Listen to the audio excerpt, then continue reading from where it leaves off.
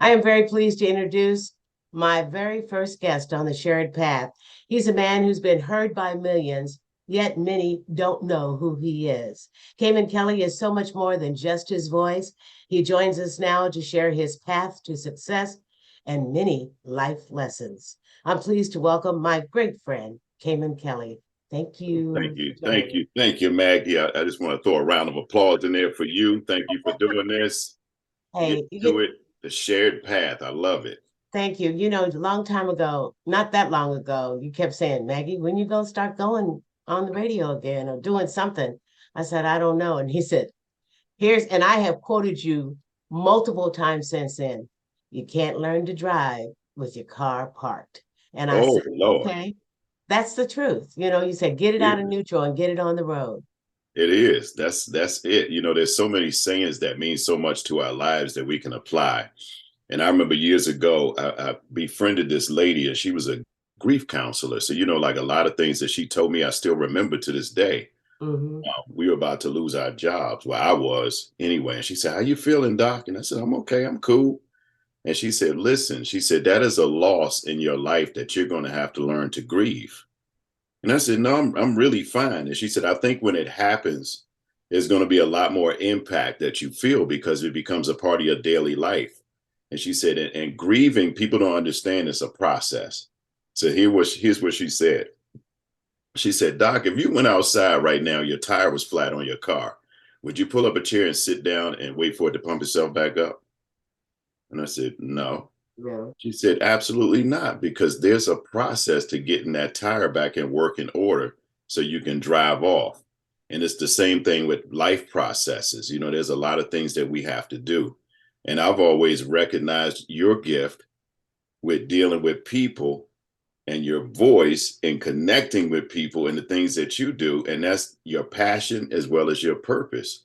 And that's why I was on you. I said, "You need to start this up because you're good at what you do. And it's not without reason either." You know what I mean? Because a lot of people will look at it and be like, "Oh, that's easy." It's not. Mhm. Yeah. And we were just talking about that yesterday. A lot of people look at you and go, oh, look at him. And, look how easy he is. He sits at his home and, he speaks into a microphone and look how great he's doing. Well, you didn't begin there, did you? Let's talk Absolutely about not. that beginning because you didn't have this same voice, but you had a voice similar at a very young age. Yeah. So my voice changed when I was 12 years old, believe it or not. And I got teased about my voice a lot. So, kids in school be like, "Here come Lurch. What's up, Lurch?" Like and all those things, but Yeah. it never really bothered me. And I didn't understand what I had at the time, of course. But you know what I think sparked my interest in radio is people would always say, "You sound like one of them dudes off the radio." And it was so interesting how things panned out because a buddy of mine and I were doing music together. And he called the radio station and he called me. He said, "Man, I'm about to be on the radio." And when I turned it on, he was on there rapping about a contest that they were doing. And the guy on the air at the time, he invited us to the radio station. So my father drove us. And when I saw the makings of radio, I said, "Oh, I gotta do this." So it was funny because when we walked in, the guy that was doing production, he said, "Oh my God, how old are you?" And I said, "I'm 15." He said, "With a voice like that," and he handed me the script to read. It was for like a club or something. And when I read that thing, who would have known that years later? That's why I think life is so funny how it pans out. Mhm. But that was my passion with always being on the radio and being in school. I would see people come in and they'd be like, "I sat in those same seats that you sat in, and I had dreams of being on the radio. It just doesn't work like that." And I would always sit there and think, like, just because your journey panned out that way doesn't mean somebody else's journey is going to pan out that way. Yeah. And then, a lot of times people think about the reward that things will bring. And then they think about the work that goes into it and they're not willing to put in the work. So that's why a lot of times we end up not doing things. Right. Exactly. And again, people would think it's a magic bullet, but it isn't. Mhm. You didn't you like me started out kind of like an intern, unpaid, but very much appreciated because you showed up on time. Oh, Talk yeah. about that. You know what's funny? I never had an internship. It was fun because I used my connections that I had made while I was in high school, because I was in 10th grade the first time I ever visited a radio station. And that's when I learned the powers of networking. I kept in contact with those folks. And like I said, we were doing music, and the guy's name Albie D. Albie D was the biggest thing on radio in DC. But he treated us like superstars. So if we were performing, he would show up with the radio station limousine and pick us up and stuff like that. So we were always connected to him. And I knew the receptionist really well. So we always remained friends. And, and I always tell people this: a receptionist is the gatekeeper. They know everybody. In the mailroom. Oh my gosh, you got to treat them nice, because she Yes. put me in position for so many things to come later on in life. So when I graduated from college, I went back and I was looking for a job. And she said, we have a job fair that we're going to do. And I said, cool. And she said, come ride with us tomorrow. So Maggie, I showed up to the station and I thought I was early. And I kept looking around for the vehicle, but they were gone already. And this was before cell phone. I couldn't afford a cell phone and all that stuff. It was expensive back then. So I go to the station door at the building, and they had a phone in the front. So I pick up this security phone. Albie D was on the air. So he buzzed me up, and I go in and I have a conversation with him because he already knew me. Like I had planted these seeds to grow into a Right. tree. Right. Everybody's already looking for the tree, but I had already planted the seeds. So we go in and we have a conversation. I said, dude, I'm looking for a job and blah, blah, blah. He said, well, I don't have a job to give you, but I certainly need someone to help me out here on my show. And I said, well, cool, I do it. So like you said, there was no money behind this thing, but I was going, and it was some of the best days of my life because I was living out my passion. I was learning, which you can't put a price tag on. Right. He said it's a good way to get your foot back in the door. Then as people see you around, they'll notice your work ethic. And who knows what these things are turned into. So, within that same year, I went from helping him out on his show. I ended up working in promotions because I went out in the street and I showed off. And mind you, I grew up shy, so I was really timid. But I knew I had to break out of that because I wasn't going to eat if I didn't open my mouth. So I went out there and I hustled up, and they offered me a job. I got a job in promotions. Then I learned how to run the board from him. So I was a board operator, all in the same year. And then I got on the air. Somebody got sick. And they asked me, they said, dude, you want to work? And I said, yeah, I want to work. I didn't even know what it was. But I said, yes, because I'm at work. Yeah, we should be working. And you've So also been observing what was going on. Your eyes absolutely. were wide open and your mind was there for learning, right? Yeah, Mm-hmm. absolutely. And it wasn't no money. And then when I started making money, it was a little tiny bit of money. But Six it, dollars an hour, isn't that what you started at? Something like $6 that? an hour. Exactly right. But the $6 an hour wasn't for a full day. They paid me for 4 hours per day, even though I worked all day. $1.25 an hour. That's what you were at? $1.25. That's what your starting point was? No, my very first real paying job on the radio was at KANU. That's what it was called then, the Kansas University Network. They did carried all the games, everything, and I worked there, and I made $186.56 per month doing an on-air shift, working for the KU Sports Network, where I learned a lot. My love of sports. I was the traffic coordinator, and back then, you remember they had the big tapes that they Oh would yeah, ship from one tape to another, one station to another. yeah. That's how I started out. $186.56 per month, and I Oh, was happy to have it. Yes, per right. month. And see, that's where you're passionate about something. Mm-hmm. I don't say this out loud often, but this is something I would do for free just because it feeds my spirit. I love it. I I do. love the prep that goes into it. I read every day, and it's crazy when you can have a conversation just about anything. That's where my passion lies. I love, plus you get to connect with people. Yeah, very true. Very, very true. Well, let's move ahead where you're making a little bit more money because you and I came in contact at SiriusXM. I was there from the first day that XM came on the air. The day they did the switch, I was there saying, Hallelujah, I'm going to be here forever. And, I know you came in a bit later, but oh, what fun we had at XM Oh, and yes, Sirius ma'am. XM, and you still are there. Yeah. So the XM thing, I was actually kind of there from the beginning, but they had outsourced a lot of the channels, Exactly. urban. So I worked at BET. They had a third party channel called BET Uptown, Hmm. and none of the stuff ever worked. So we ended up always coming to XM, to work. And that's how I met a lot of people that worked directly for XM. So that year when things went defunct at BET, they said, we're not doing this anymore. There's no profits from this. I was sitting on the sideline, Maggie. And I was like, oh my gosh, I had just gotten married. We had just built a house. And we when we settled on that house, we literally had spent the night in there. My attorney called me the next day and told me I wasn't going to have a job anymore. So, my reaction was like, oh my God, just like you, like this is going to be my life right here. Yeah. I don't even know how to do anything else. Hmm. Man, I cried. I cried a lot, like especially at nighttime when I would go in the basement by myself to try to figure this thing out. I would boo hoo. I was like, how am I gonna take care of my wife? How am I gonna pay this mortgage with no money coming in? But watch how funny life is.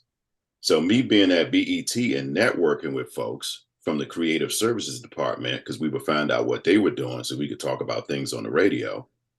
I met so many people, and that had actually birthed my voiceover career because they would stop past the studio and say, can you voice this for us? And I said, yeah, but they wasn't paying me anything. So when they kept doing it, I said, man, y'all got to pay me for this. Yeah. And they said, okay, how much? And I just shot out a figure. And they said, okay, no problem. So next thing you know, I had a contract. And I had learned from being on the radio, my first radio gig, my program director told me that I was a great guy. He said, but your follow up is weak. And I said, well, what does that mean? He said, never once have you come and pitched to me that you wanted this position full time. I was already on the air by then. Hmm. And I said, I thought if I did a good job that you would come back to me and tell me that, you're doing a great job. We want to hire you. He said, no, it doesn't work like that. If you don't speak up for yourself, we roll right over you. So that was a lesson that I learned that I still apply to my life to this very day. I don't even know if Yep. he ever remembers telling me that. So now that I have that in the back of my mind, everything that I did, I'm going to speak for myself. So that's when I said, pay me this. And they paid me. And I was already hustling because I taught myself how to do production. And I was using my voice. And I was sending this thing to this guy that was running the BET digital networks. And it took months, but it panned out. He said, dude, we're going to pay you on retainer. So I had that. And I was voicing the radio spots for BET. And then I became the voice of BET. But because I was so focused on the problem of me losing a job, I forgot about that. I could not see any of that. And do you know that money that I was making, I was paying my bills with that. Hmm. I went back to work at a radio station. The money wasn't great, but that same money that I used to blow from working at the club, getting paid in cash, I was spending that on bills and saving it.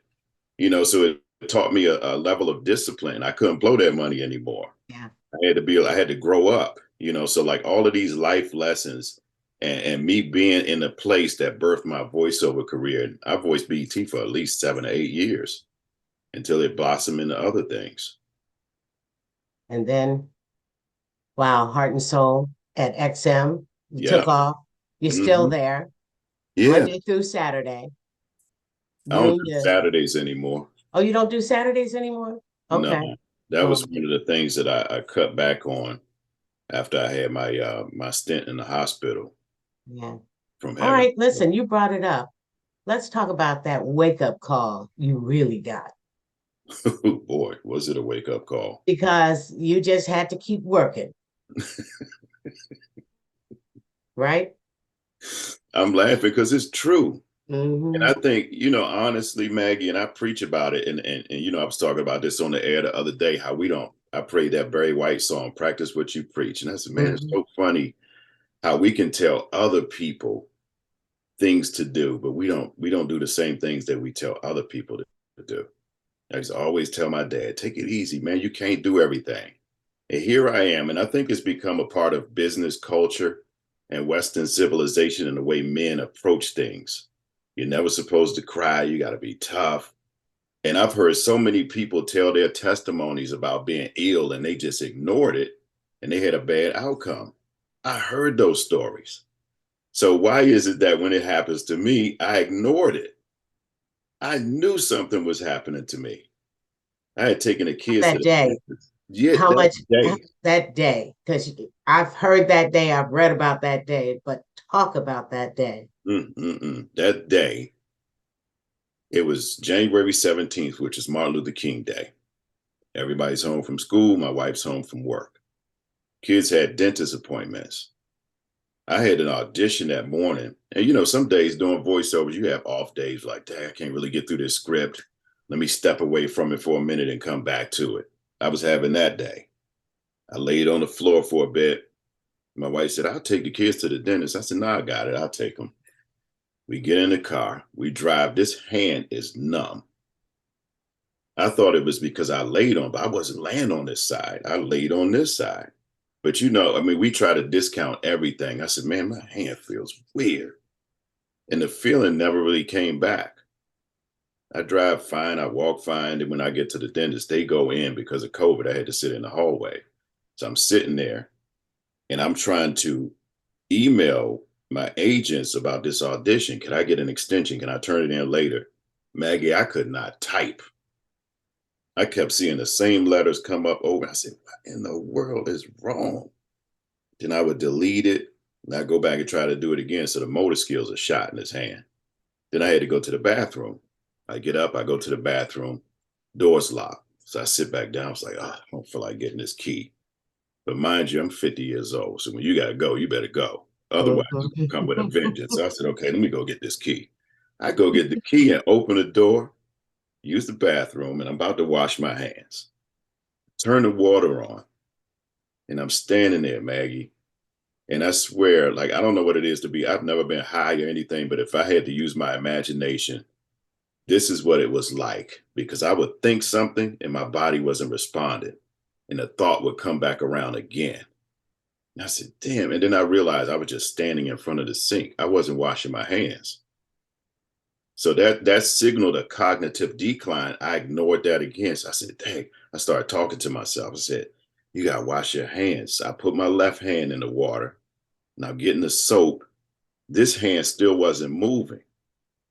So I said, damn, I said, what in the hell is wrong with me? So I put my right hand down and I started washing it, but I had to take my left hand and wash the right hand off.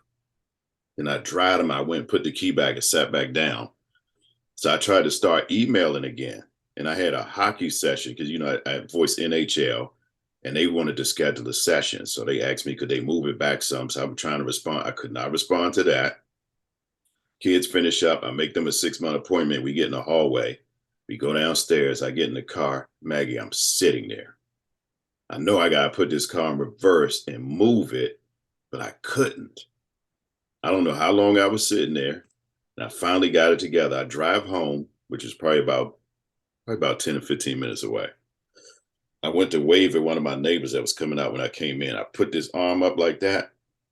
It was the weirdest feeling. And I said, oh my God, what is wrong with my hand? I pulled in a driveway, but I couldn't navigate to get in the garage. So my son said, go ahead, pull in the garage, Daddy. I said, I am. I just need a minute. I said, I don't feel good. And I finally pulled in. I don't know how long I was sitting. And I went in. And what did I immediately do, Maggie? You could probably Go take. right back down to the mic. I went right back down to my studio. And I tried to use this hand to get it up to the cursor so I could hit the record button. Wasn't happening. So I started getting frustrated. I went across to the bathroom and looking at myself to see if I looked different. And I just started crying, like, what in the world is wrong with me? And my son came and he said, Dad, can you help me open this? And I said, give me a minute. So I'm manning up now, right? I'm wiping the tears away. And then I opened the door. He was standing there with a jar. Maggie, I took the jar and popped the lid off, opened it right up. So I had grip strength, but I didn't have motor skills. So I said, okay, that's interesting. So he said, Dad, he said, I'm fixing breakfast. He brings food down to my studio and I sit it down and I try to eat. I get the food. I cannot put my hand up to my mouth. I didn't realize it at first, but I was compensating and I was taking this left hand and lifting it up. I finished the food, went upstairs, and I said, you know what? I'm going to try to wash some dishes to get this hand moving again. My son said, Dad, I got it. Just go ahead and do whatever you need to do. That's when I should have known something was wrong. These kids don't volunteer to do nothing unless you ask them to do. They act like you're speaking a foreign language, huh? Right. Exactly. So I said, for him to volunteer, he knows something wrong with me. Yeah. And, and I started to wash the dish. Then I took 4 ibuprofens, right? Thinking I got a pinched nerve. I'm self-diagnosing myself. I said, okay, I'm going to loosen this thing up and get this hand moving again. I get back down to the studio and my wife was calling me because I left my phone in here. So when I answered, I wasn't going to say anything was wrong with me. She was coming back from her dentist appointment, which they call her early to. This is how funny life is. Mm-hmm. Had a cancellation. So she went early and she was on her way back home. So I said, hello. And she said, hey. I said, hey. She said, what's wrong? And I said, And fool those wives, honey. I'm not really having a good day. And she said, what's wrong? I said, I can't really feel my right hand. And she said, well, did you dial 911? And I said, no, I didn't. She said, well, you should dial 911. She said, if you don't, I'm going to take you to the emergency room when I get home. And she did. I made every excuse as to why I didn't need to go. Right. I don't need to go because in my mind, I'm thinking, I got this NHL session. I need to be here to do that. Not thinking like, I hope I'm okay so I can do the work. You know what I mean? Because if you don't have health, you can't do anything anyway. Right. And it's bad when we get to a point in our business culture where we sacrifice our bodies and our lives to maintain. Because I always felt like, especially as an African American man, I had to go above and beyond to be seen. So I never was able to celebrate the history moments that I created, being the first African American voice as an imaging voice for ESPN radio nationally. And then I had Monday Night Football. All of these things I never really celebrated. It was just kind of like, okay, good, keep moving, right? Mm-hmm. So Right. I had that mindset even up till she got home, and she said, "Grab both of my hands."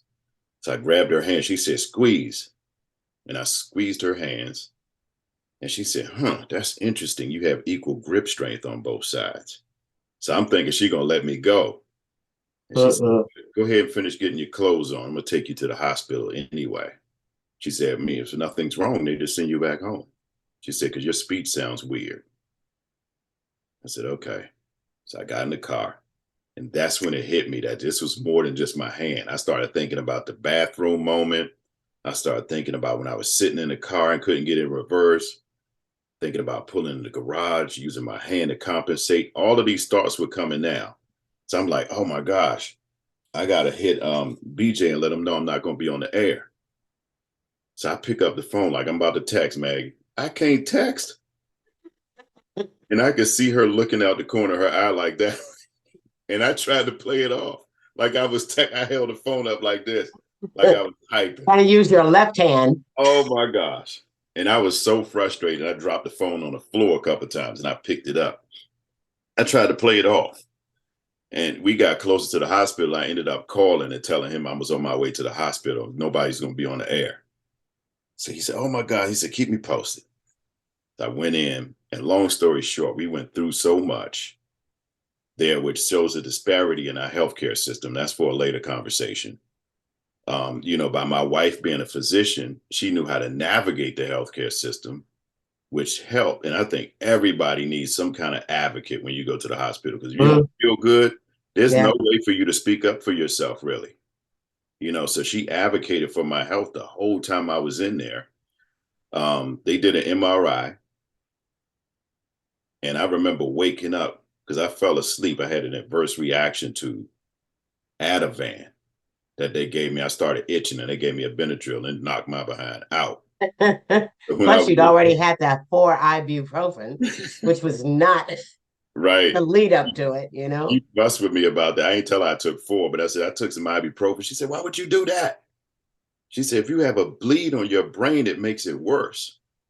But people don't really know that. I mean, I Yeah. probably knew, but I wasn't thinking like that. I'm just trying to get my hand working. So anyway, from the MRI, I remember talking to the physician, and he said, "We found a clot on your brain." He said, "You had a stroke, and you will be admitted because it is life threatening."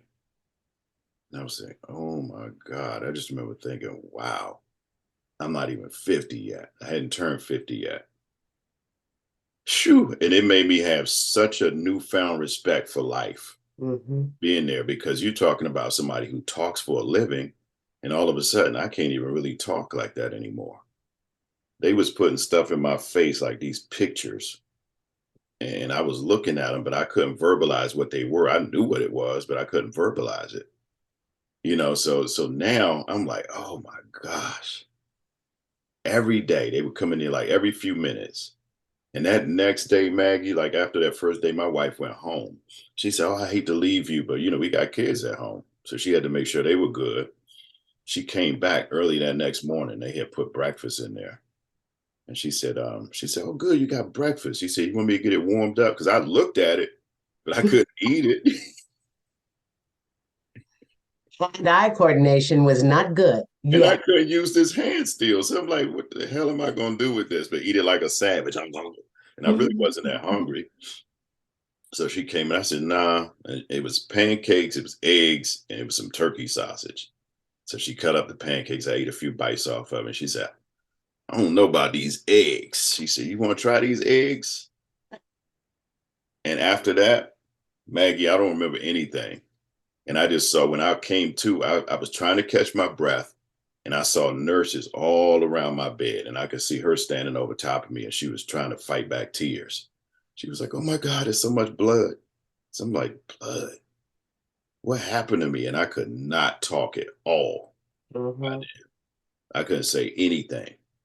I saw them there, and I looked at this lady at the foot of the bed, and she was nervous as hell. And I found out later she was actually a doctor. She was a neurologist. And I They're kept trying to looking help at her. you. So look, and I tried to sit up because I couldn't breathe. And they said, it's okay, lay back down." I said, "Oh my God." And I'm saying in my mind, they're killing me because I can't verbalize it. I'm just trying to catch my breath. I'm not being combative. I'm Hmm. not going to get off the bed. But they kept pushing me down. And then they said, "We got to get a CT. We got to get another MRI," because they thought I had a brain bleed. It Hmm. turns out that I had a seizure because of the irritation on my brain. But I recovered, and I put in the work. They had me on a blood thinner. My wife bought her putty, and I would squeeze it, and I would go like this with it, and I'd pinch it back down. So I got this hand working again. And she told me when I had the seizure, she would lift my right arm up and it would flop back down. And she did the same thing with my leg. So when they came in one day and they said, "Can you lift both arms for me?" And I went like that. My wife started crying. But she was like, "You couldn't do that a few days ago." I didn't realize how bad it was. I didn't even know I had a stroke until I got back home out of the hospital and I heard her talking to somebody. So I didn't realize any of this. But and then when I came home and she wouldn't let me start working. She wouldn't let me take a shower by myself. "Don't bend down and wash your feet. I'll be in there to wash your feet." Like it was that kind of care. Hmm. And I was saying, "I'm fine." She wouldn't let me want to come down the steps. She called my mother. My mother came over here to babysit me when she went back to work. She wanted you around for a while longer. But that's your call to men to pay attention because they're the worst ones. If I get more than a sniffle or an ache or something, I'm at the hospital. It's like, get this fixed. I go to an acupuncturist for immune boost. And I go to a chiropractor to get my little limbs straightened out and everything. I want to be here for a long time. Wow. Men say they do, but they don't pay attention just like you did. Nope, you're right. And that's been my push, for men to go get themselves checked out. They got to get themselves checked out. And like I said, I heard so many people's testimony. Will Downing and I sat in the studio, And he told me about when he got sick, he ignored this stuff for a long time. So hearing his story, both of us were sitting in there wiping tears out our eyes. I've heard it repeatedly. I asked him to tell it again so other people would hear it. And when I got out the hospital, he was one of the first people that I called. And I said, bruh, I did something stupid. I said, as many times as I heard you tell your story, I said, I still ignored it. And I think it's this thing where, like, oh, it can't happen to us. Mm-hmm. That ain't true at all. Yeah. And that thing changed my life, Maggie. I couldn't drive. I didn't drive for, let me see, it happened in January. I didn't drive again until August. I was on all this medication. Thank God I'm off of it all now, but I had to go to all these doctor's appointments and I had to rely on people to take me there. So all of a sudden I go from this independent man to being dependent on other people. And when I was sitting there and, you have so much time to think about life. And I was sitting there thinking like, man, because I would stay up all night. Or if I went to bed, I was up at 3:30 just about every morning, trying to execute everything, preparing to do a show every day. And that's the other thing that people don't realize. When you want to do a good job because your name is attached to something, you're going to work at it. That's right. So I read, I look at the news, I take notes. Every single day I'm executing. So that's 6 days a week. I said, because I started thinking this is the most stressful part of my day. It's not difficult to do voiceovers for me. I don't have to worry about it. They send me the script. I look at it. Okay, this should sound like this. I read it. I send it back. Right. There's nothing difficult about that. But all the prep that goes in, because I don't have a team that I work with. So all the prep that goes into it, I never really had a time for mental relaxation. I still got a family that I got to take care of. I got a wife that wants to go out sometime. And I want to do things, Yeah. So being married to the studio wasn't a good thing. Yeah. So I told them, I said, man, I can't execute like this anymore. I need a day off, because having to get up Saturday and still execute like that, I'm not having a chance to mentally break, or I'm going to mentally break. Mm-hmm. And I started to feel it. I can't do this anymore. Right. And I didn't need it. You know what I mean? And I had to fight to get that. So Yeah. and it says something about business culture again. Mm-hmm. We Yeah, they'll shouldn't feel, run you right into the ground. Don't even yes, say thank you and yeah, bye-bye. They can say bye-bye real quick though, can't they? exactly. Like Yeah. you could get gone, but at Yeah. the same token, we shouldn't feel guilty for saying no. Mm-hmm. There's a lot of power in the word no. And people have a lot more respect for you when you stand up for yourself. And I Exactly. told him, I said, I'm not working weekends anymore. I said that, but he put my name on the schedule again. I had to stand up for it again. I said, no, I meant what I said. Yeah. And they said, I don't have anybody. That's not my fault. Yeah. Find somebody. Yeah, I mean, if you play a game, you got to have all the pieces so you can make the Mm-hmm. move. Yeah. You can't Yeah. show up in school, well, at least in our day, with a pencil and paper. You needed your pencil and your paper so you could execute your assignments. Now Yeah. you need your Chromebook and your iPad. Exactly. Exactly. Let's talk about you're giving us a health update, but let's talk about some of the other moves that you've made. You know, um, like you said, you're a father, and the lessons you're trying to teach your children. It's because you got some boys, I got boys and I got a girl. and you got a girl, and um, they need life's lessons, because, like you said, you're a very successful entrepreneur, because that's what I'm going to call you, Mhm. and voiceover artist, and your wife is a physician. So you live a good life, but they have to learn their responsibilities too. And how Absolutely. you're teaching that, because there are a lot of people. I mean, I grew up middle class, but I still had my responsibilities, Yeah. uh, Yeah. we still had things that we had to do in order to succeed, and expectations that my parents set for us in order to meet and grow. Mhm. Yeah. And Maggie, to that point, I've seen a lot of things shift in the style of parenting over the years just because you have to be a part of a learning curve, because you didn't have social media, you didn't have internet when we were growing up. So we played outside. The street lights were your indication that you need to come in the house. Hmm. But now you gotta force kids to go outside, and all three of my kids are very different from each other. My girl was the firstborn. She's in college now. In college, she has blossomed. Do you hear me? She has blossomed and she's come into her own. And I'm proud of her for that. But one of the things that we have to learn as a parent is that we're dealing with individuals. They're going to make their own decisions. All we can do is guide to the best of our ability. Because you think about the stuff that our parents knew, that's all they knew. So they passed that down to you. And I write about that. And I'm quite sure we'll talk about the book later, but I Yes. wrote a chapter about haters and naysayers. And I consider my parents to be a naysayer. They mean well, but just because your goal seems like it's too big to obtain, it doesn't mean it's not going to happen for me. So they're very protective. And I can see the same thing happening with me. I'm protective of my kids. You never want to see them disappointed. You don't want to see them get hurt. But then we have to remind ourselves that these are individuals. They have to try things. They're never going to be you. So, my style of parenting, I want my kids to have experiences. I don't want to just talk about it. I'm going to show you something that you can learn from. And I give you an example, and you and I probably talked about this. So I went to Atlanta for a business meeting because I like to have FaceTime with my clients. I'm still old school. I'm not doing all emails. I'm not doing text messages. I'm going to see you because I want you to feel my energy. I want to feel your energy so you can know who you're working with Just and why look them in the eye. yeah. So you Yeah. know why you should renew my contract. Like you need to know me. I want you to fall in love with me. All over again. Yeah, exactly. So I showed them that. I wanted to illustrate that to them. I took them to a basketball game, and I connected with a friend of mine I hadn't seen in years.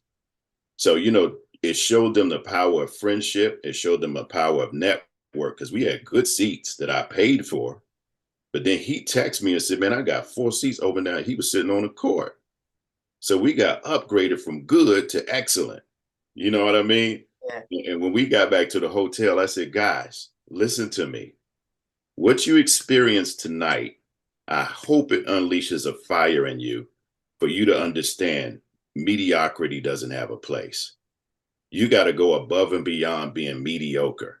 I said, it shows you the power of friendship, what you witnessed. It shows you the power of a network, and it shows you the power of working hard. Because, yeah, I can afford to put you in a place, but you got to be able to get it yourself, Right. And another lesson that I taught them, another lesson that I share with them, my grandmother passed, my maternal grandmother, she passed away 4 years ago. Her house was just sitting in North Carolina. I bought that house. I took them with me to fix the house. So we upgrade. We didn't know what we were doing, but we took a contractor. I want them to experience it and the reason why I kept the house, because it's easy for us to unload stuff and sell it all the time. Right. Right. But, and I want them to And then be, years later, y'all broke, and then you come wonder on, why. exactly. Mm-hmm. I have the deed sit right in front of me. I got papers right here. You can't see them, but I have the original mortgage from that house. My great grandparents bought that house in the 50s for $7,500. Mm. They paid $52 a month for 20 years until the house was paid off. $7,500, I could write a check for that right now. Mm-hmm. But they paid for 20 years for $52 a month. And I said, why in the world would I get rid of something like that? Because I know I grew up around them, so I know how hard they worked. That's your Fixing legacy. people's houses. My great grandfather worked as a doctor's house outside all day as his landscaper / gardener. You know what I mean? I Mm-hmm. saw that. I saw the sacrifice that they created. So now I want to keep their legacy alive because their sacrifice put us in a place to achieve things that they were never able to receive. So I fixed that house, I rented it out, and I showed them how to construct a business. I got 65 and a half acres of land in North Carolina that I made them put on some boots and walk it with me. I want you to see this, because you got to get your own. Me and your mama work for this, but you got to get your own, and I showed them how to set things up. I showed them how to set up a business. I showed them how we going to develop this land into something that it can be beneficial. It's not enough just to have stuff and have it sitting there, but it's not serving a purpose. Right. So these are the lessons that I'm trying to teach them through experiences. Yeah, we can have fun, But if you set this up right, that's passive income that you don't necessarily have to work for. You can do other things. So I'm trying to get them out of the mindset of they can only do one thing. You can do more. And matter of fact, if you don't do more than one thing, you're going to be in trouble nowadays. Right. But even more so, they can't keep going to mom and dad to get Absolutely what they not. want. Yeah. Yes. I Yeah. want you to grow up. I want you to have your own. Yeah. Yeah. I want you to get off my paycheck. Come on now. Get off of it. A lot of things I want to do for me. Yeah, exactly. Exactly. Listen, let's talk about your book because it is awe-inspiring. It really is. Yeah, I told you to bring it on up. Show it to folks. Boom. There it is right there. Boom, there it is. And if you can see it, it says from $6 an hour to $1 million dream. But there's a little something underneath it. The process isn't easy, but your decisions determine your outcome. There it is. And we all have made bad decisions, Yeah. but the idea is to make less bad decisions and make more good decisions. Yeah. The way you do it is by moving forward. Absolutely. And sometimes, to your point, when we make decisions, sometimes we expect them to be the best decisions, but they don't always turn out like that. So we should treat that as a learning tool. Thank you. You know what I mean? So we can always go back and correct it. You can't do that over, because once that moment is gone, it's gone. And that's the problem with some of our mindsets. We live in the past so much. I used to, but you can't anymore. I have a friend that I fuss with right now to this day because he always talks about the things that he wish he had done. And I said, man, you can't cry about that. There's no way you can do that over. What are you going to do with the time that you have left now? Mhm. And I swear, Maggie, being in the hospital and having my life threatened already, it made me unleash. I don't fear anything really. I said, man, I'm getting ready to do this because I don't want to die with regrets. That's Mhm. the richest place on earth is the graveyard. Yeah. All that potential that people had that they never tried because they were scared, it goes right in the grave with you. And Right. we're not coming back once we're gone. So that's one of the things that not to cut you, I see you get ready to talk, but No, no, no. I I was just gotta getting say ready to this. add to that. Yeah. I gotta say this. When I was 49 and I was just about to turn 50, it bothered me. I was emotional behind it. And I sat down, not to the point where I was like, oh my God, I'm 50 years old. But the impact that it had on me, I sat down and I write a lot. So I started typing this thing out on a computer and I listed all the successes that I've had in my 50 years of being on the earth. And I said, was I a good father? And I started asking myself questions. If I was to leave here today, does it end there? Or does my life have a legacy? Did I treat people fairly? Do people still talk about me after I'm gone? Did I have some kind of impact on the community? These were things that I was asking myself. And then it was affirmed, like it was confirmed by listening to other people talk. I met this lady years ago, and she's like one of my best friends now. And she was doing an interview, and the things that she talked about, it was like, God, I was standing in the kitchen crying. She was doing an interview on CBS this morning. And I said, man, I got to reach out to this lady some kind of way. And we connected, but I saw her on another interview. It was on YouTube. And I typed this comment, thank you for being so transparent. This is going to bless so many lives. And I could see them start to read the comments. They was looking at it like that. And she went, she said, Cayman Kelly. She said, I don't know if this is the Cayman Kelly, but I listen to you every day and blah, blah, blah, blah, blah. So now I'm realizing the impact. And here's what she said, because she dealt with existentialism. And people that are existential, they think, what is the purpose of life? Why do we do all of this and we still have to die? And this lady is filthy rich. You think by having material possessions, it changes somebody, but she still dealt with the same depression and anxiety that a lot of people deal with. And she was being transparent about this. So it was such a blessing to see it, that it brought me to tears. And we talked like we had known each other for years. But here's what she said on the interview after she said, I listen to you every day. She said, and you say some of the most beautiful things, and I just sit and I cry sometime. And she said, and I got to tell you, I hope this is you. She said, I just got to tell you this. She said, because music is one of my lifelines, and you're one of the reasons why I'm still here. Man, I lost it. Yeah. You know Yeah. what I mean? It confirmed that I'm doing what I'm supposed to do. Because I used to always tell my mother, I said, being on the radio is not just being on the radio to me. That's right. It's a ministry. And that's Yeah. why I'm trying to be cautious with the things that I say out of my mouth. I'm always looking for things that I can say that can be a betterment to other people's lives. Uplifting. Yeah. Yes. It's Yes. about blessing people because when you're blessed, you're supposed to give it back. Yeah. You're not blessed just to keep it to yourself. Exactly. Exactly. You know, I that's one of the things when you talked about Will Downing, and then I come down the hall from you, and I'm on air, and you bring Will Downing into my studio. I was flabbergasted. I said, "Oh my God, it's Will Downing," and I just wanted him to sing. But we wound up chatting and everything. But you did that more than a couple times, and I always appreciated it. But you, in particular, brought people who had something uplifting to say.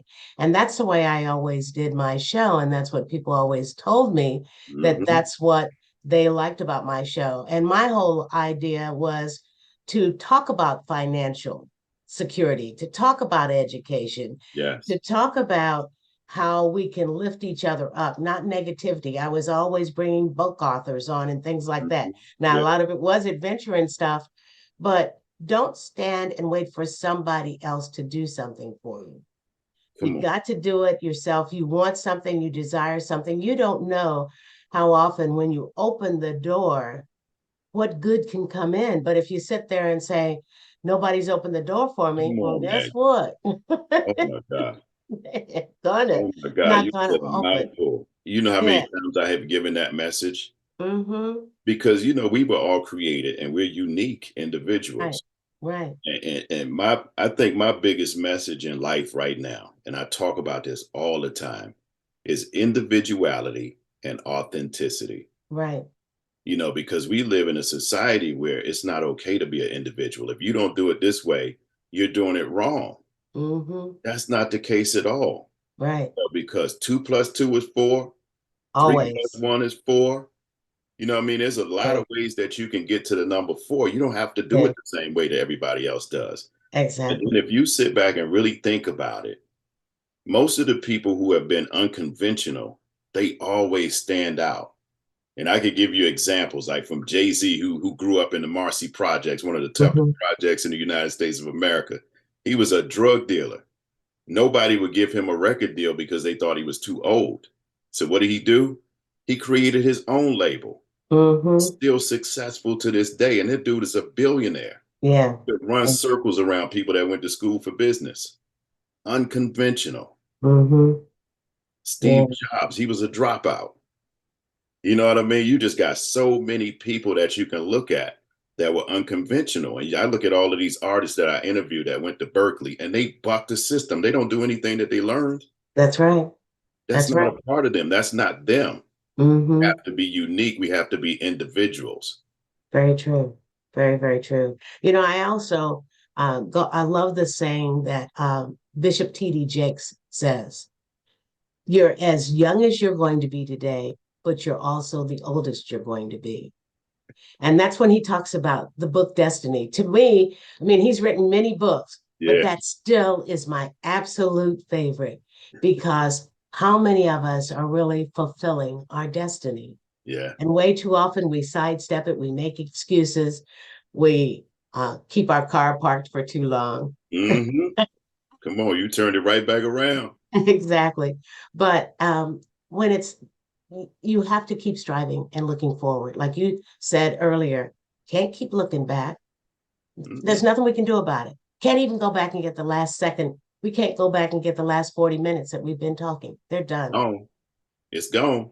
Hmm. Very Yeah. true. So Very, very true. speaking of the past, I think the only reason why you should look back is to use it as a measuring tool. Yes. History does serve a purpose. You can use it and see how far you've come. When I start thinking about to the $6 an hour days, and I say it's some of the best. I don't want to go back there. I don't want to struggle like that again. But if I had to, I think I'd be equipped to deal with it. Yeah. You know what I mean? Because I learned so many life lessons from having to struggle. Exactly. Yeah. And I heard this motivational speaker speak one day, and he said, and I got it as soon as he said it. He said, my grandfather walked 10 miles to work. My father walked 5. He said, I'm driving a Cadillac. My son drives a Mercedes. His son drives a Ferrari, but his son will be walking again.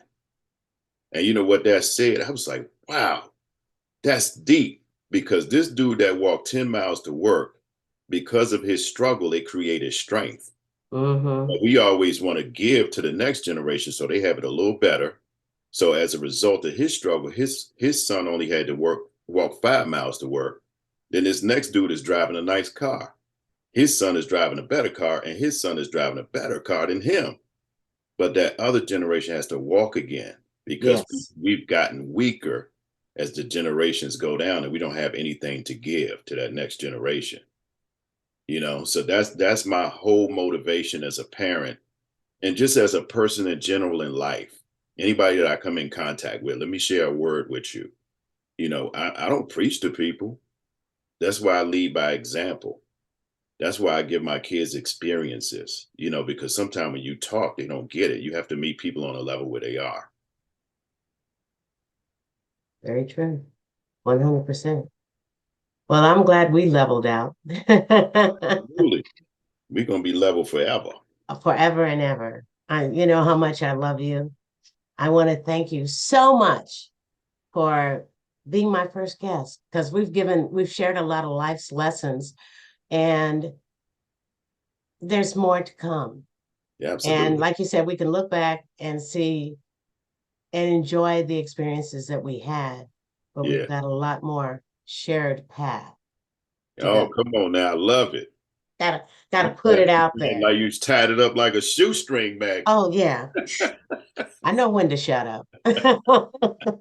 Well, listen, thanks again to Cayman for helping me launch my podcast, The Shared Path. Lots more of Cayman can be found at his website. Beautiful website, by the way.